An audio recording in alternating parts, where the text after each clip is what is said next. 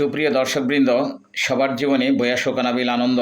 সে আনন্দের পরশে নীরবে বসে শুরু করছে আলোকিত কথার আয়োজন।